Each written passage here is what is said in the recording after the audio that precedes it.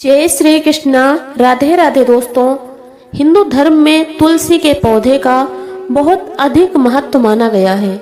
इसकी सबसे पहले पूजा भगवान विष्णु ने की थी।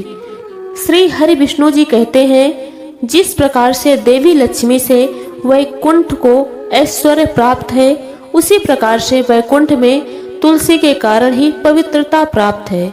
जिस घर में जिस स्थान पर तुलसी का पौधा होगा, उस स्थान पर कभी बुराई का वास नहीं होगा।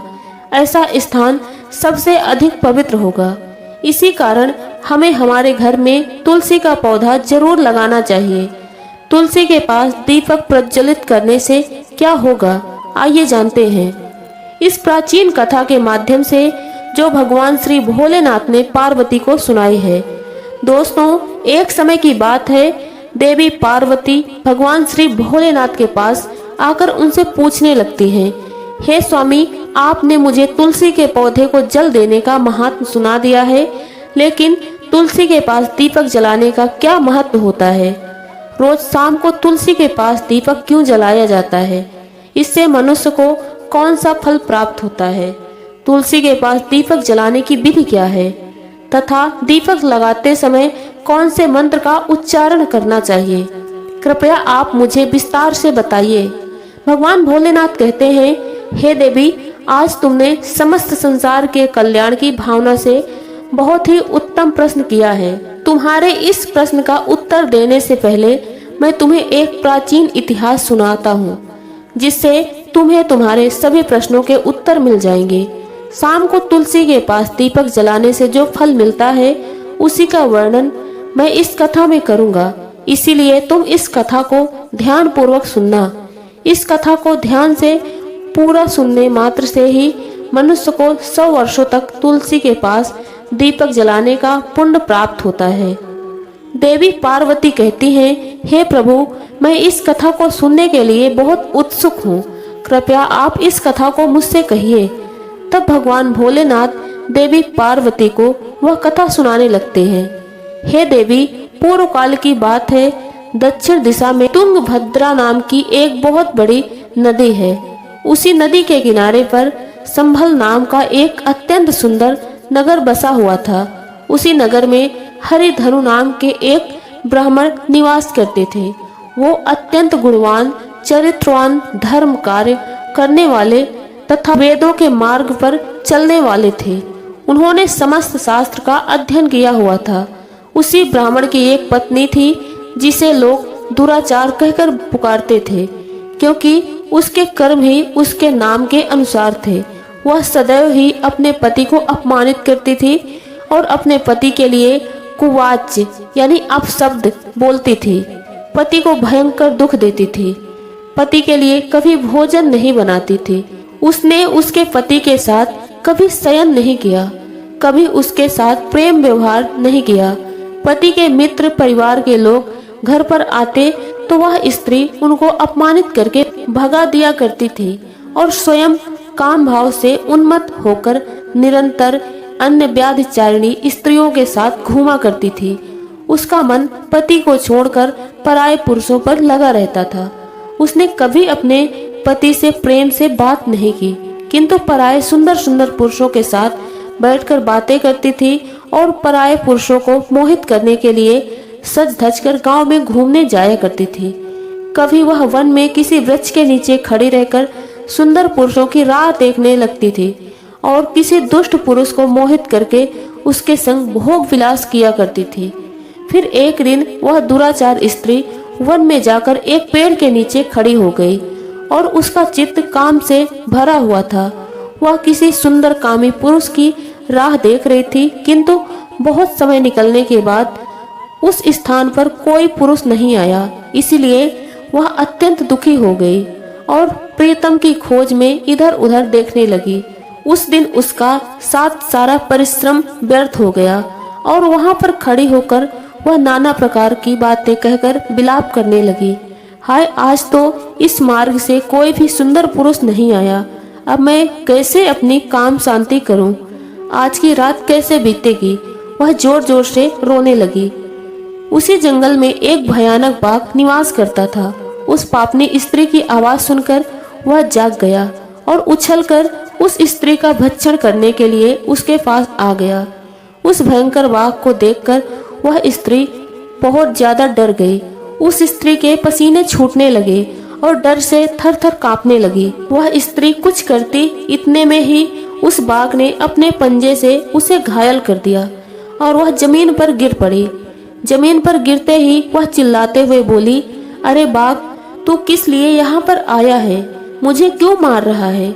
मैं यहाँ पर अपने प्रेमी को खोज रही थी। तू मुझे छोड़ दे, मेरा भक्षण कर कर तुझे क्या मिलेगा? उस स्त्री की यह बात सुनकर वह भयानक बाघ क्षण भर के लिए रुक गया और हंसते हुए बाघ बोला, अरे दुष्टा, विधाता ने तुझे मेरा भोजन बनाकर भेजा है। तुझ जैसी पापनी स्त्रियों को भक्षण करना ही मेरा काम है, तभी मुझे इस शरीर से मुक्ति मिलेगी। वह स्त्री कहने लगी, हे बाघ, तुम कौन हो? मुझे सच सच बताओ, तुम्हें किस कारण से बाघ होना पड़ा और तुम मुझ जैसी स्त्रियों का भक्षण क्यों करते हो? पहले मुझे सारी बात बताओ और फिर मेरा भक्षण कर लेना। फिर वह बाघ कहने लगा, हे पापनी औरत, मैं तुझे मेरे पूर्व जन्म का वृतांत सुनाता हूँ, किस कारण से मुझे बाघ होना पड़ा। पूर्व काल में दक्षिण देश में एक नदी है। उस नदी के तट पर एक मुनि सलोना नाम की नगरी बसी हुई थी। उसी नगरी में मैं निवास करता था। एक ब्राह्मण का पुत्र था और नदी किनारे बैठकर यज्ञ आदि कार्य किया करता था। मैंने उस जन्म में अनेक पापियों के लिए यजन किए, उन पापियों के घर का भोजन किया। मैंने धन के लोभ से अनेक पापियों के लिए कार्य किए। जिन वस्तुओं का दान ब्राह्मण को नहीं लेना चाहिए, उन वस्तुओं का दान भी मैंने ग्रहण किया।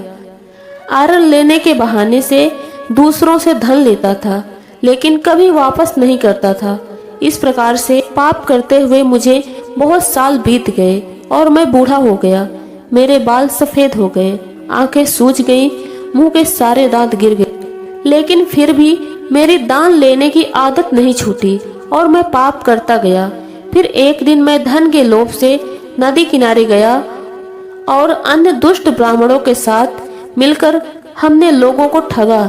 झूठे मंत्र वचन बोलकर हमने बिना विधि किए ही देवी देवताओं का पूजन करवाया और बहुत सारा धन दान में ले लिया। फिर उसी स्थान पर एक बीमार कुत्ते ने मेरे पैर में काट लिया और मैं मूर्छित होकर गिर पड़ा। उसी क्षण मेरे प्राण चले गए। फिर यम के 2 दूत उस स्थान पर प्रकट हुए और मुझे पकड़कर यमपुरी ले गए। वहां पर यमराज ने चित्रगुप्त से मेरे कर्मों का लेखा जोखा निकालने के लिए कहा। फिर चित्रगुप्त कहने लगे, हे धर्मराज, इस ब्राह्मण ने घोर पाप किए हैं। इसने दूसरों से झूठ बोलकर धन लूटा है। बिना विधि से पूजा न करके झूठे मंत्र बोलकर भगवान का अपमान किया है। इसलिए यह पापी ब्राह्मण केवल नरक में जाने के योग है, केवल नरक में जाने के योग है। फिर यमराज ने अपने दूतों को आदेश देकर मुझे नरक की अग्नि में डाल दिया। अनेक वर्षों तक नरक की सजा भोगने के बाद मुझे बाघ का शरीर प्राप्त हुआ और मैं इस दुर्गम वन में निवास करने लगा। अपने पूर्व जन्म के पापों को याद करके कभी महात्मा, साधु पुरुष, सती स्त्रियों का भक्षण नहीं करता हूँ। मैं केवल पापी, दुराचारी और कुलटा स्त्रियों का ही भक्षण करता हूँ, ताकि मुझे पाप से मुक्ति मिल जाए। इस प्रकार से उस बाघ ने अपने पूर्व जन्म का वृतांत सुना दिया और उस स्त्री से कहने लगा, हे पापनी, तेरे आचरण से तू कुलटा दिखाई पड़ती है। अपने पति को छोड़कर तू इस वन में अन्य पुरुष के साथ भोग विलास करने के लिए आई है, इसीलिए आज तू मेरा भोजन जरूर बनेगी। इतना कहकर उस बाघ ने अपने नुकीले नाखूनों से उस पापी स्त्री के टुकड़े टुकड़े करके उसे खा लिया। फिर उस स्थान पर यम के 2 दूत प्रकट हुए और उस पापनी स्त्री को उठाकर यमपुरी में ले गए। वहां पर उसे यमराज के सामने खड़ा किया गया। फिर चित्रगुप्त ने उस स्त्री का लेखा जोखा निकालते हुए यमराज से कहने लगे, हे धर्मराज, यह स्त्री तो अत्यंत पापनी है। इसने घोर पाप किए हैं। इसने व्यभिचार किया है। इसने अपने पति की कभी सेवा नहीं की। अपने पति को भूलकर पराये मर्दों के संग भोग विलास किया करती थी। उसके पापों को सुनकर यमराज ने उस स्त्री को अग्नि से भरे हुए कुंडों में डालने का आदेश दिया। अनेक वर्षों तक उसे उस कुंड में पकाया गया, फिर उसे निकालकर नरक में डाल दिया गया। इस प्रकार से उसे अनेक वर्षों तक अलग अलग नर कुंडों में वह महापाप स्त्री पूर्ण पृथ्वी लोक पर आकर चांडाल के रूप में उत्पन्न हुई। चांडाल के घर में जन्म लेकर वह फिर से अनेक पाप करने लगी, व्यभिचार करने लगी, अनेक पापी पुरुषों के संग विहार करने लगी। फिर कुछ समय बाद पूर्व जन्म के पापों के कारण उसे कोढ़ का रोग हो गया और वह भयानक पीड़ा सहन करने लगी। उसका अंग अंग जलने लगा, उसके नेत्रों में पीड़ा होने लगी। इस दुख को सहन करती हुई वह दिन बिताने लगी। फिर एक दिन वह तीर्थ में स्नान करने के उद्देश्य से अंतपुर में चली गई। वहां पर वह एक आश्रम के बाहर निवास करने लगी। उस आश्रम में एक तुलसी का पौधा था। अन्य स्त्रियों को वहां पर तुलसी के पास दीपक जलाते हुए देखकर उस पापी स्त्री ने भी वही किया। उसने तुलसी के पौधे के पास एक दीपक जलाकर रख दिया। उसी रात हृदय फटने से उसकी मृत्यु हो गई और यमराज के 2 दूत उसे ले जाने के लिए वहां प्रकट हुए।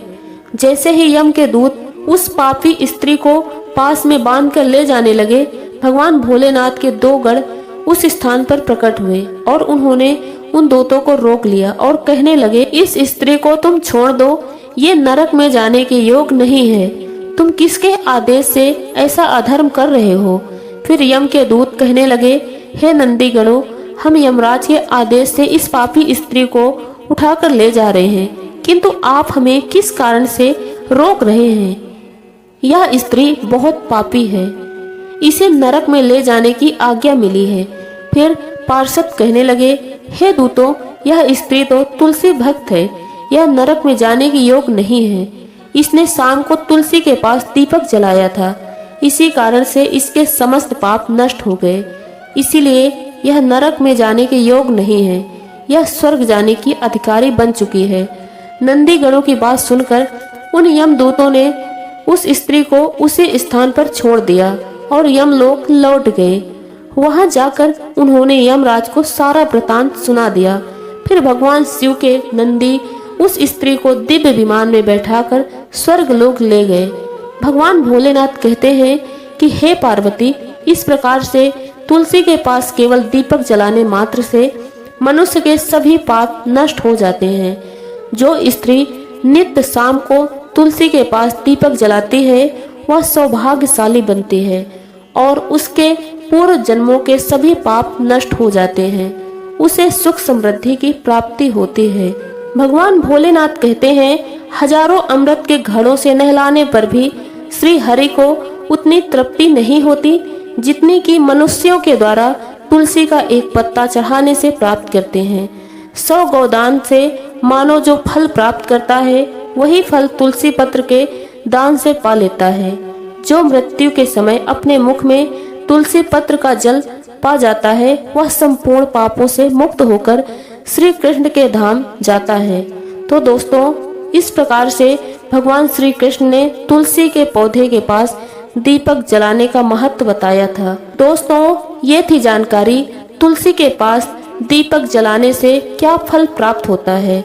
और हमारे द्वारा दी गई जानकारी आपको कैसी लगी, कमेंट बॉक्स में अपने विचार हमसे साझा जरूर करें। और वीडियो पसंद आए तो वीडियो को लाइक करें और आपको यह कथा कैसी लगी कमेंट करके जरूर बताएं।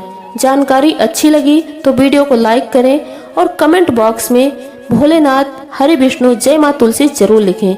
साथ ही हमारे YouTube चैनल में आप पहली बार हैं तो हमारा YouTube चैनल अनु एस्ट्रो 777 सब्सक्राइब जरूर करें, साथ ही बेल आइकन प्रेस कर दें।